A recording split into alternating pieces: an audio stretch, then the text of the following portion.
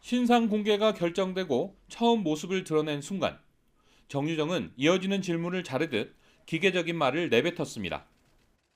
신상 공개가 됐는데 여기에 대해서 어떻게 생각하십니까? 할 말이 없습니다. 죄송합니다. 검찰 조사에서 성실히 조사에 임하겠습니다.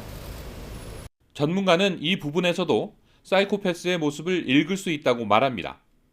어떻게 보면 다른 중요한 질문에 대해서는 대답하지 않고 내가 하고 싶은 말만 하는 거잖아요. 그것도 분명히 피해자에 대한 공감 능력은 떨어지는 거죠. 현재 정유정 사건은 검찰이 수사 중인데 앞서 경찰 수사 단계에서는 사이코패스 검사가 진행됐습니다. 40점이 만점인 진단에서 정유정 점수는 27점이 나온 연쇄살인범 강호순 이상이 나온 거로 알려졌습니다. 같은 검사에서 20명의 목숨을 뺏은 유영철은 38점, 아동 성범죄로 공분을 산 조두수는 29점, 어금니 아빠 사건 이영학은 25점이 나왔습니다. 일반인은 15점 안팎 점수가 나오는 거로 알려졌습니다. 정유정이 청소년기 비행이나 전과 기록이 없는 점을 고려하면 나온 수치가 상당히 높다는 게 전문가 판단입니다. 경찰은 정유정을 사이코패스로 판단했는지는 확인해 줄 수 없다는 입장입니다. 사이코패스 검사 결과는 조만간 검찰에 전달됩니다. YTN 김종호입니다. 김정우 변호사님, 이은혜에 대한 사이코패스 검사가 있었다고 하던데 결과가 어떻게 나왔습니까? 네, 이수정 교수의 검사 결과에 따르면 예. 무려 31점이라고 하고요. 31점. 네. 그럼 높은 거예요? 거의 최고 수준이라고 할 최고 수가 있고요. 수준이에요. 이제 예. 기준 점수가 25점이라고 했으니까 사실은 뭐 기준치를 이미 넘어설 정도로 이제 높다라고 할 수 있습니다. 물론 이제 이런 검사가 그러면 도대체 어떻게 이루어졌는지 궁금하신 분들이 있을 텐데요. 아무래도 본인이 협조하거나 이럴 가능성은 낮고 또 본인의 어떤 진술에 의존할 경우에는 한계가 있기 때문에 이은혜 수사 기록이나 과거 전과 기록, 생활 기록 등을 토대로 해가지고 그런 서류적인 작업, 서류들에 대한 분석들을 통해 가지고 전문가가 검사한 내용이라고 볼 수가 있습니다. 예. 두 번째로 이제 그러면 이 사이코패스 검사가 이 사건에 있어서 어떤 의미를 가지는가를 볼 필요가 있는데요. 예. 두 가지가 있습니다. 일단은 사이코패스라는 건 소위 말하는 심신미약이나 심신장애 같은 어떻게 보면은 형을 감경해주기 위한 어떤 장애로 취급하지는 않습니다. 그럼에도 불구하고 이걸 검사한 이유는 이 사건에 좀 특수성이 있기 때문입니다. 소위 말해서 간단히 말해서 뭔가 사람을 밀거나 뭐 흉기로 살해하거나 이러면 살인이라는 게 쉽게 인정이 되죠. 이 사건 같은 경우에는 어쨌든 간에 피해자가 스스로 물리적으로는 스스로 들어간 부분이 있고요. 다만 이 과정에서 왜 수용도 못 하는데 익사할 수 있는 곳에 들어갔는지가 결국은 의문이고 예. 이 부분에 대해서 이제 검찰은 죄송합니다. 기소를 할 때 예. 물 드시고 천천히 네. 얘기하셔도 됩니다. 기소를 할 때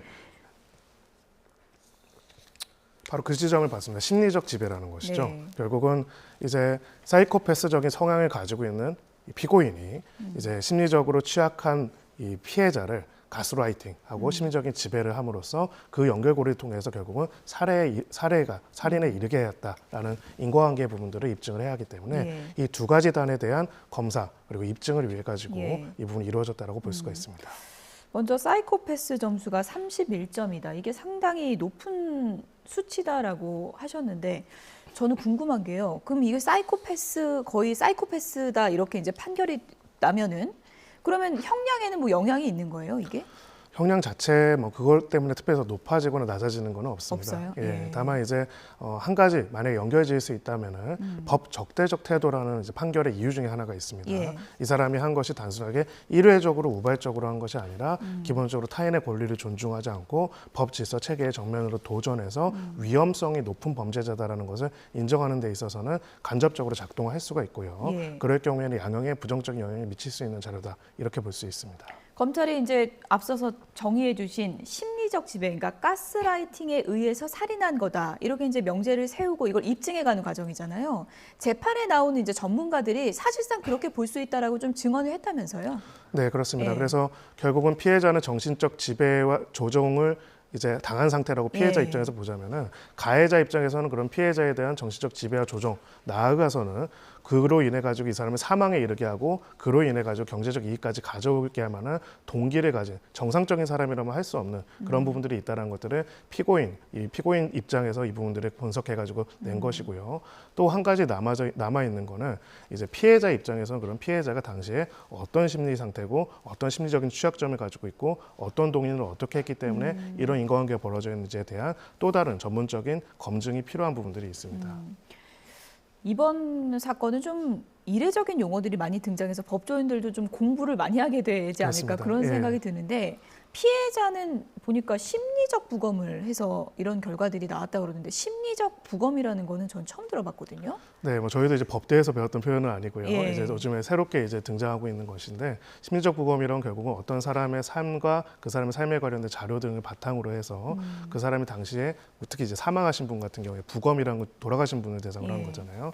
사망한 경우에 어떤 심리 상태, 어떤 혹은 또 정신병리적인 상태인지를 확인을 하고 그걸 바탕으로 해가지고 왜 죽음에 이르렀는지 혹은 왜 이런 일이 벌어졌는지를 확인하는 하나의 절차라고 볼 수가 있습니다.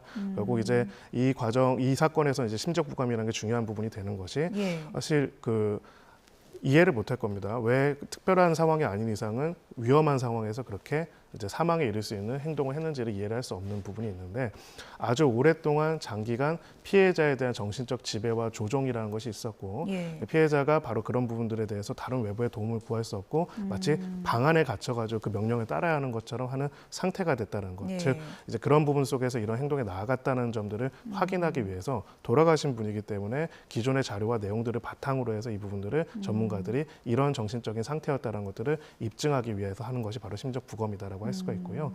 이 부분 관련돼서는 기존의 법조계나 기존 특히 법원 같은 경우는 조금은 보수적인 부분도 있습니다. 예. 왜냐하면은 보통 이제 가스라이팅이나 심리적인 지배를 아동이나 청소년들한테만 주로 인정을 하고 특히 성범죄 사건에서는 이제 성인이나 이런 경우에는 조금 인정을 안 하려는 특히 수사기관들은 특히 그런 부분들이 있었는데 이번 같은 경우에는 워낙 이제 극적인 사건이고 굉장히 예. 비극적인 사건이기 때문에 이 부분을 통해서라도 이 인과관계, 이 사례까지 이루어졌던 인과관계를 밝혀보자 노력할 가능성이 높습니다. 사실 이게 이제 눈에 보이는 증거가 아니기 때문에 재판부에서 어떻게 받아들일지 궁금한데 만약에 이 심리적 부검 결과를 다 수용을 한다면 살인죄 적용이 가능한 건가요? 네, 그렇습니다. 결국은 직접적인 살해 행위를 하지 않았지만 심리적 지배와 심리적 지배에서 지배가 당한 상태의 사람을 죽음에 이르게 소위 명령을 함으로써 했다면은 직접적으로 어떤 살해 도구를 사용하지 않더라도 살인의 행위를 했다. 그리고 그걸로 인해서 사망했다라는 그런 인과관계가 연결될 수가 있습니다. 예, 그러니까 정신 분석 결과가 재판에 어느 정도 증거가 될 수 있는지 이번 판례를 통해서 또 한번 우리가 좀 알 수 있을 그렇습니다. 것 같습니다. 전자발찌를 끊고 여성 2명을 살해한 연쇄살인범 강윤성이 사이코패스라는 심리분석 결과가 나왔습니다. 검찰은 강윤성을 강도살인과 전자발찌 절단 등 혐의를 적용해서 재판에 넘겼습니다. 박기환 기자입니다. 지난달 여성 2명을 살해한 강윤성은 구속영장 심사 전 취재진에게 발길질하는가 하면 피해 여성 왜 살해하셨어? 죄책감 없는 태도로 일관해왔습니다. 하실 말씀 없으세요? 내가 더 많이 죽이지 못한 게 한이 된다. 가지고 많아집니까? 살해가 검찰은 심리 분석 결과 이런 강윤성에 대해 정신병적 성향에 동반된 반사회성 성격장애, 이른바 사이코패스라고 판단했습니다. 사회에 대한 피해 의식을 가지고 있고 피해자들을 성적, 경제적인 이용수단으로 여기려는 욕구가 강하다고 이유를 설명했습니다. 서울 동부지검은 강윤성을 강도살인과 전자발찌 절단, 공무집행 방해 등 혐의로 구속 기소했습니다. 검찰은 특히 강윤성이 첫 범행 전 흉기와 공업용 절단기를 준비하는 등 금품을 빼앗기 위한 계획적 범행을 저질렀다고 판단했습니다. 두 번째 범행의 경우 피해자가 빌린 돈을 갚지 않으면 경찰에 신고하겠다고 말하자 강윤성이 홧김에 살해한 것으로 조사됐습니다. 강윤성은 지난 5월 가출소 이후 주변 사람이나 은행에서 빌린 돈을 유흥비에 쓴 것으로 파악됐습니다. 지난 7월에는 휴대전화를 개통한 뒤 중고로 되파는 이른바 휴대폰 깡 사기로 300만 원을 가로챈 사실도 검찰 수사 결과 드러났습니다. 검찰은 이와 함께 강윤성이 유치장에서 경찰관들을 폭행한 공무집행방해 혐의도 적용했습니다. 다만 강윤성이 첫 범행 이후 또 다른 여성을 살해하려고 계획했다는 살인 예비 혐의에 대해서는 증거 불충분으로 혐의 없음 처분했습니다. YTN 박견입니다. 자신의 범죄를 계속 부인하고 있는 조두순. 자, 출소가 이제 얼마 남지 않았습니다. 정부도 대책을 마련했다고는 하지만 그래도 불안감은 여전한 상황인데요. 자, 조두순의 재범 가능성과 함께 흉악 범죄자에 대한 어떤 대책이 있는지 전문가와 함께 이야기 나눠보겠습니다. 이수정 경기대 범죄심리학과 교수님 나오셨습니다. 어서 오십시오. 네, 안녕하십니까. 안녕하세요. 네. 조두순이 이제 내일 세상 밖으로 나오는데요. 지금 안산 시민들뿐만이 아닙니다. 전국에 있는 많은 분들이 걱정하고 있는데 먼저 이 조두순의 재범 가능성에 대해서는 교수님은 어떻게 보세요? 뭐 지금 이제 판결 전 단계에서 아까 잠깐 기자님이 재범 가능성이 있다라는 그 감정서를 언급을 하셨고요. 그리고는 교도소 안에서 심리치료를 받을 때 심리치료자, 그러니까 그 전문가들이 쓰는 보고서가 있습니다. 그 보고서 안에도 재범 가능성이 여전히 불안정하다 이렇게 이제 보고서에 작성이 돼 있고요. 그렇기 때문에 사실은 재범 가능성이 완전히 소각됐다. 다시는 재범을 안 할 거다라는 확신은 누구도 지금 할 수 없는 상태이고요. 그렇기 때문에 전자감독을 7년까지 받도록 지금 조치를 취하고 있고요. 전자발찌를 찬 상태로 7년 동안은 형사사법기관에 의해서 지금 1대1 보호관찰과 그리고는 이제 경찰들의 수시 뭐 여러 가지 그 검문을 받도록 그렇게 조치가 될 것으로 알고 있습니다. 네. 보통은 어떻습니까? 이 아동성 범죄자의 경우에 이제 재범률이 어느 정도 됩니까? 아동성 범죄자는 일반 이제 레이피스트 강간범들보다는 재범률이 높다고 알려지고 있고요. 몇 년을 추적하느냐에 따라서 연구물들이 재범률을 다르게 보고를 합니다. 그러니까 오래 기간을 관찰하면 재범률이 상승하는 이런 곡선을 그리는데요. 일단 우리 국내에서 확인된 바에 따르면은 보호관찰 기간 동안에 이제 재범을 얼마나 하는지를 확인해 봤더니 5년 전부터 10% 정도의 재범을 한다는 점차 증가하고 있다. 이런 이제 리포트는 존재합니다. 네. 교수님은 조두순에 대해서 사이코패스적이다. 그리고 안산으로 돌아가는 것 자체가 주목받으려는 것이다. 이렇게 분석을 하셨는데 어떤 것 때문입니까? 뭐 일단 사이코패스 여부는 판결 전 단계에서도 확인을 했었고요. 네, 그렇기 때문에 상당히 부합하는 특성이 있다. 피해자에 대한 이해도가 현저히 떨어진다. 이렇게 이제 볼 수가 있는 것이고요. 그렇기 때문에 이제 피해자에 대하여 반성하거나 죄의식을 갖거나 이런 이제 범죄자들 같은 경우에는 강력 범죄를 저질렀다 손 치더라도 출소 이후에 피해자가 있는 자신의 본거지로 좀 돌아가지 않으려고 하는 경향이 있어요. 왜냐하면 사람들이 자신의 얼굴을 알아보기 때문에 아무래도 좀 비난 가능성이 높기 때문에 그러나 조두순의 경우에는 공공연하게 본인이 자신의 본거지로 돌아가겠다라고 떠들고 다녀서 아마 스스로도 피해자가 그 본거지 근처에서 살고 있다는 걸 아마 아는 것 같습니다. 그렇기 때문에 이제 어떤 뭐 목적이 있어서 그렇게 이야기를 하고 다니는 거 아닌가 그런 생각을 사실은 갖게 되는 거죠. 새로 전입한 곳을 보니까요. 어린이집이 불과 약 70m 정도 떨어져 있는 곳이라고 합니다. 그래서 인근 주민들이 걱정을 많이 하고 있는데 일단 주민들은 조두순이 어디에 사는지는 알고 있는 거죠. 네, 이제 그 신상 공개가 이제 개정이 돼가지고 건물의 번호까지 이제 다 공개를 할 수가 있게 됐습니다. 그렇기 때문에 지금 알림 이 사이트에 들어가시면은 지금 조두순의 집 주소 이런 것들은 시민들이 확인하실 수가 있고요.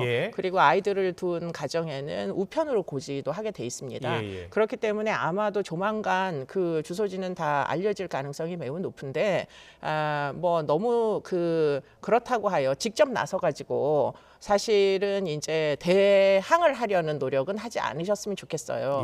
왜냐하면 사적 보복이라는 것도 사적 보복도 또 다른 폭력 범죄입니다. 그렇기 때문에 뭐 조두순이 얼마나 비난 가능성이 높으냐와 상관없이 무리를 빚게 되면 그것에 대한 책임을 또 지셔야 되기 때문에 가능하면 직접 접촉을 하지 마시고 만일 위험이 감지되시면 형사사법기관에 즉시 신고를 하시면 담당 경찰들도 틀림없이 팀으로 존재하고요.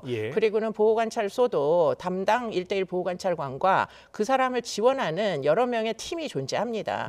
여러 명으로 구성된 그 팀에다가 연락을 하시면 당장 이제 조두순의 위험 행위에 대해서 개입을 할 수 있도록 그렇게 되어 있습니다. 그렇기 때문에 주민들께서는 절대 직접 접촉하지 마시라. 그 부분을 좀 말씀드리고 싶습니다. 그런데요, 조두순의 이제 신상이 공개됐는데 지금 무기징역을 구형했지만 12년을 지금 선고받고 나온 거란 말입니다. 외모가 좀 변했을 거예요. 지금 변한 외모를 지금 볼 수 있는 건 아니죠.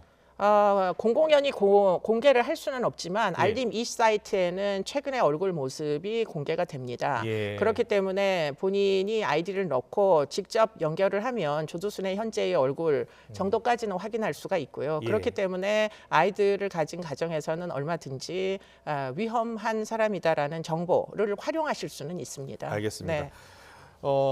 안산시는 좀 비상에 걸렸습니다. 안산시도 여러 가지 좀 대책을 마련하고 있는데 오늘 그 윤하섭 안산시장이 YTN과의 인터뷰를 했는데 어떤 대책 마련하고 있는지 잠깐 듣고 오겠습니다. 철저하게 시민들이 불안정하지 않도록 그물망 CCTV뿐만 아니라 모든 안전장치를 총동원해서 시민들에게 불안감을 떨칠 수 있도록 최선을 다하도록 하겠습니다. 네. CCTV 또 방범 초소 그리고 24시간 이제 감시하는 경찰관이 있다고는 하는데 이걸로 좀 부족할 것 같은데 어떤 조치가 좀 추가됐으면 좋겠습니까? 네, 지금으로서는 지금 안산시장님께서 말씀을 하시는 내용이 일단 정부에서는 할 수 있는, 지자체에서는 할 수 있는 최선이라고 보이고요. 그런데 이제 그것 이외에 지금 준수 사항들이 추가될 겁니다. 예. 그렇기 때문에 이 이제 조두순 방지법이라는 것에 의해 가지고 특별 준수 사항이 추가로 부과될 건데요. 그게 무엇이냐면 음주를 금지시키는 조치라던가 왜냐하면 조두순이 거의 18번 이제 전과 중에 상당한 숫자가 만취해 가지고 폭력 전과가 뭐 다수이기 때문에 일단 술을 마시는 것을 중지시켜야 합니다. 그렇기 때문에 음주 측정을 불시할 수 있도록 이렇게 준수 사항이 부과될 것이고요.